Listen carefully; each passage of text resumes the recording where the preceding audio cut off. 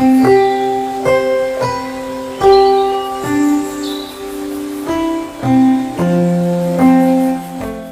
Cancer एक बहुत ही गंभीर बीमारी है। जैसे ही कभी हम किसी मरीज़ को बताते हैं कि उनको लंग कैंसर है, तो मरीज़ और उनके जो रिलेटिव्स होते हैं उनमें एक निराशा बैठ जाती है कि अब इस बीमारी का कोई इलाज पॉसिबल नहीं है।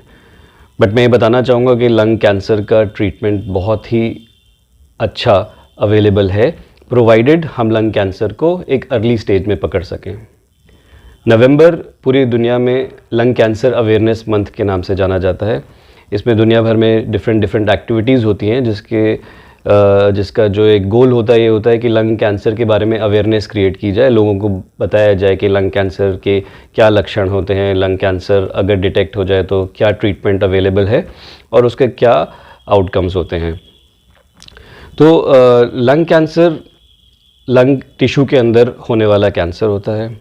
इसके जो साइंस एंड सिम्टम्स कॉमन होते हैं उसमें सबसे इम्पॉर्टेंट होता है परसिस्टेंट खांसी। यानी अगर किसी भी मरीज़ को 2-3 हफ्ते से ज़्यादा लगातार खांसी बनी रहे, जो कि दवाइयाँ लेने के बाद भी सेटल नहीं हो रही, तो ये एक लक्षण हो सकता है लंग कैंसर का, और उसे डेफिनेटली अपने पास के चेस्ट फिजिशियन से जाके कंसल्ट करना चाहिए और अपनी जांच करानी चाहिए। दूसरा इम्पॉर्टेंट लक्षण होता है मुंह से खून आना। मुंह से खून आना हमेशा एक ख़राब लक्षण होता है। जब हम खांसी करते हैं और साथ में अगर ब्लड आए तो हमें उसे इग्नोर नहीं करना चाहिए। ये एक बहुत अर्ली साइन हो सकता है कि एक छोटा सा लंग कैंसर या एडिनोमा लंग के अंदर बनना शुरू हो गया है। तीसरा जो सिम्टम होता है वो होता है होर्सनेस ऑफ वॉइस, यानी आवाज़ का भारी हो जाना।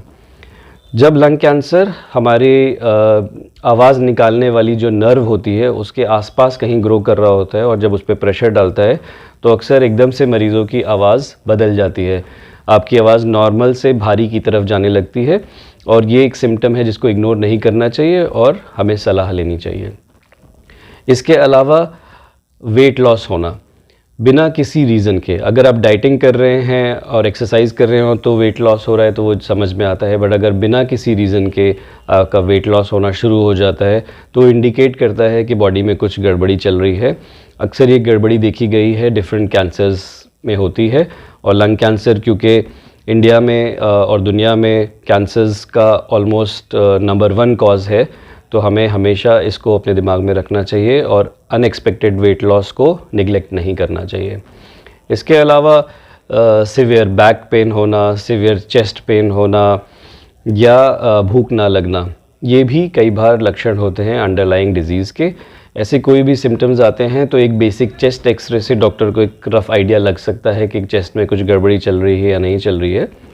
अगर उसमें कुछ शुबा आता है तो उसे कंफर्म करने के लिए एक सीटी स्कैन कराया जाता है, जिसमें कंफर्म पता चल जाता है कि कहीं पे लंग्स के अंदर कोई गांठ तो नहीं बन रही है। उसके बाद नेक्स्ट स्टेप होता है कि अगर लंग में कोई गांठ दिखाई दी जाती है तो उसका नेचर पता करना ज़रूरी होता है। तो वो नेचर पता करने का तरीका होता है एक बायोप्सी करके। आमतौर पे अगर पेरिफ्री में लंग कैंसर है तो एक सीटी गाइडेड या अल्ट्रासाउंड गाइडेड बायोप्सी से पता चल सकता है। अगर सेंटर की तरफ लंग गांठ है तो एक ब्रोंकोस्कोपिक बायोप्सी से पता करा जा सकता है। और इसके बाद नेक्स्ट स्टेप होता है एक पेट स्कैन करना। पेट स्कैन एक रंगीन सीटी स्कैन होता है पूरी बॉडी का। इसमें हम ये देखते हैं कि लंग कैंसर या लंग ट्यूमर सिर्फ लंग्स के अंदर है या बॉडी में कहीं और फैल गया है, क्योंकि इससे हमें पता चलता है कि लंग कैंसर की स्टेज क्या है। स्टेज 1 में लंग कैंसर सिर्फ लंग के अंदर होता है।